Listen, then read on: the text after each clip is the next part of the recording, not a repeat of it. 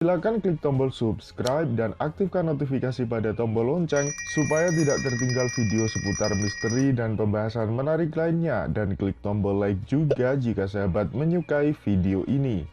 Dipecah lebih dalam lagi, yang ada hanya energi yang disebut sebagai kuanta. Di situ fisika kuantum sampai. Mereka belum membongkar. Kalau dipecah lagi sampai dalam, di zoom in lagi lebih dalam, apa yang ditemukan? Yang ditemukan adalah suara semesta. Nek cara tembung manekung atau meditasinya orang-orang zaman dulu kuwi ditoto. Manekung itu atau meditasi diawali toko among rogo. Bahasa kerennya meditasi atomik. Nah, meditasi pada dimensi atom kita, materi kita, jasad. Sing niku tuh saya dibagi-bagi. Nah, manekung among rogo. Nah, ini meditasi atomik. Meditasi atomik ya macam-macam, terbagi-bagi lagi. Nek meditasi atomik kuwi unsur-unsur fisik kita ada dari apa? Air, udara, api, tanah. Misalnya air sering disimbolkan dengan apa? Dengan darah yang ada dalam tubuh kita.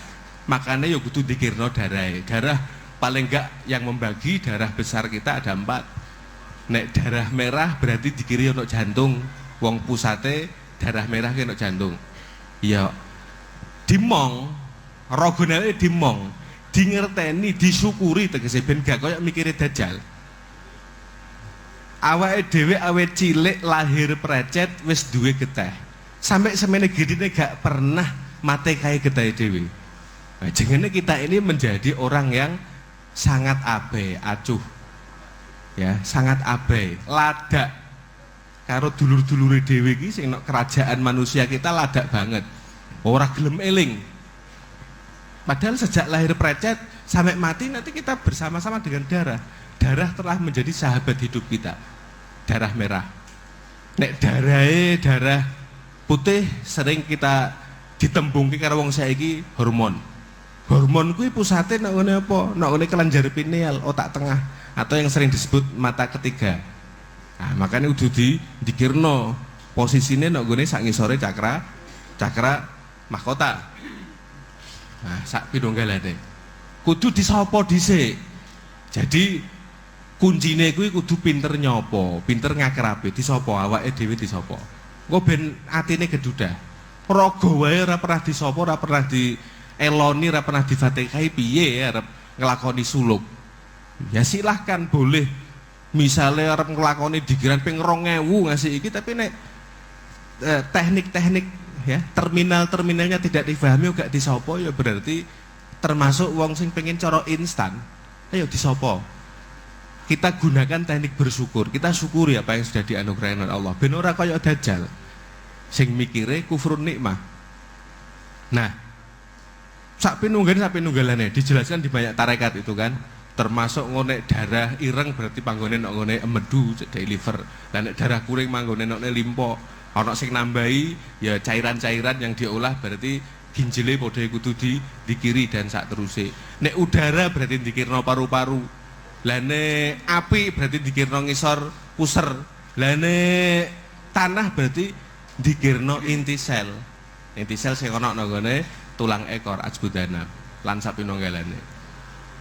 Lah, kalau among rogo iki wis ketata, engko munggahe manekunge nek apa? Nek gone among cepto. Mungkin nek wonten salah istilah kebolak-balik monggo dibenerke. Among cepto ini levelnya sudah di level nafas hawaiyah tadi. Tubuh alus kita sing rupa plasma, tubuh udara kita. Nek wis mlebu nang kono, kita masuk di dunia plasma, wajar kok nek bakale berinteraksi karo bangsa jin sak pinunggalane. Nah, sebab itu jin dari dunia plasma. Segala wujud yang berbentuk di dunia ini berupa materi itu kalau dipecah-pecah, materi terkecilnya adalah atom. Atom dipecah lagi ada subatom. Ada proton, neutron, elektron, kadang-kadang muncul kontra elektron. Mungkin itu yang disebut oleh orang-orang Jawa kuno sebagai sedulur papat. Nah, gabungannya kok pancere piye? Dipecah lagi tidak ada apa-apa. subatom itu digambarkan oleh mereka sebagai gumpalan-gumpalan gas. Mungkin isyarat dalam Al-Quran ya wahya dukhon, gitu kan.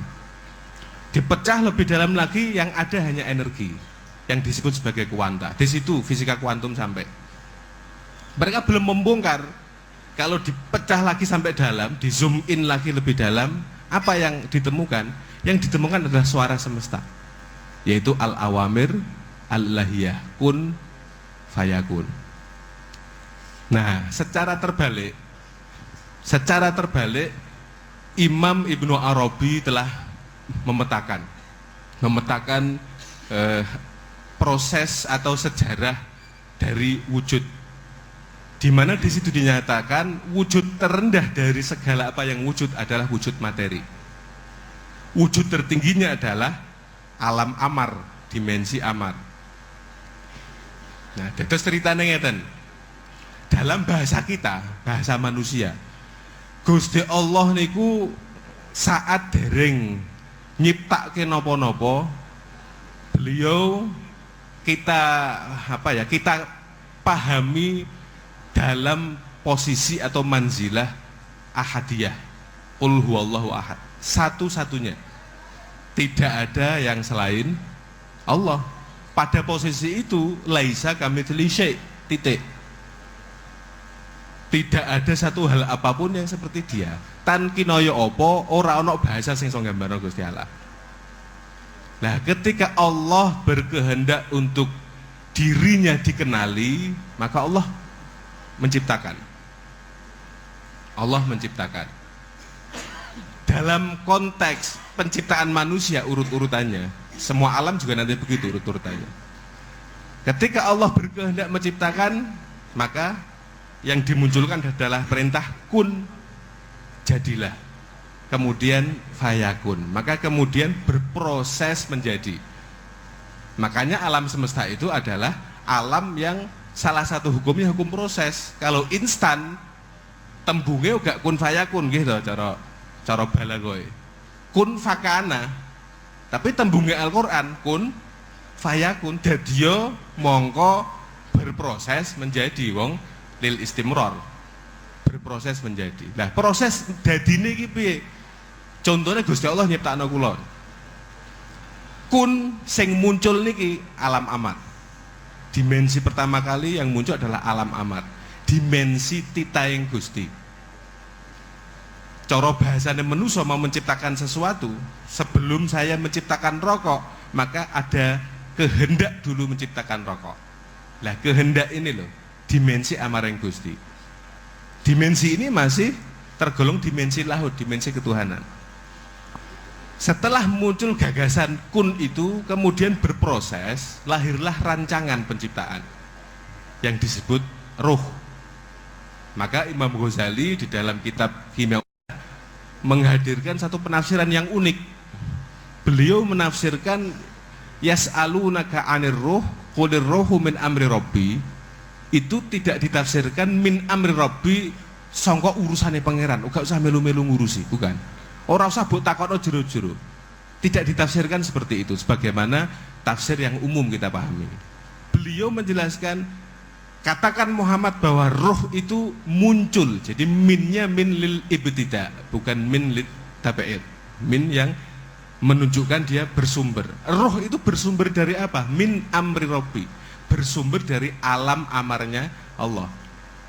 Jadi tahapan kedua dari keterciptaan kita setelah dimensi amar, dimensi titaing Gusti, itu dimensi roh. Roh itu konsepsi. Maka kenapa malaikat Jibril juga disebut ar-ruh al-amin? Sebab dia membawa wahyu, membawa konsepsi. Kenapa Lailatul Qadar itu yang turun juga roh? Di situ ada konsepsi yang dimungkinkan hadir untuk mengedit beberapa konsepsi yang sudah tertulis. Nah, jadi hal-hal yang berkenaan konsepsi itu sebutannya roh. Ini juga pemahaman tafsiran yang agak jarang kita dengar. Roh.